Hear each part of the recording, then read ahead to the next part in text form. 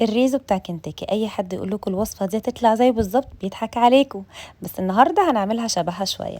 هنحط زيت وزبده وبصلايه مفرومه او مضروبه كده زي ما انتم شايفين. عايزين البصله بس نقعد نقلبها لحد لما تبقى لونها ذهبي فاتح كده. هننزل عليهم بقى برز خيرنا اللي يجنن، من اجود انواع الرز اللي هتستخدموها، ولو شفتوه هاتوه على طول على ضمانتي.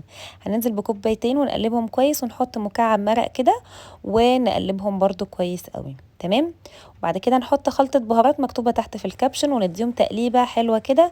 ننزل بصويا صوص وعسل اسود وباربيكيو كاتشب ونقلب الكلام الحلو ده، وننزل عليهم بمية مغلية تغطيهم.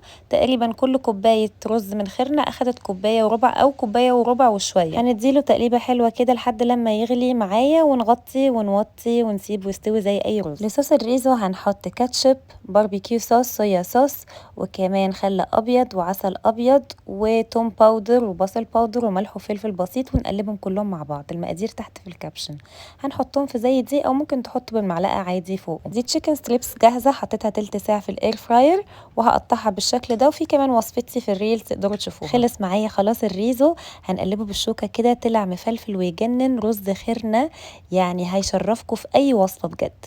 طعمه يجنن والولاد اتجننوا عليه. مش 100% زي كنتاكي بس قريب قوي منه. يلا جربوه، بون ابيتي.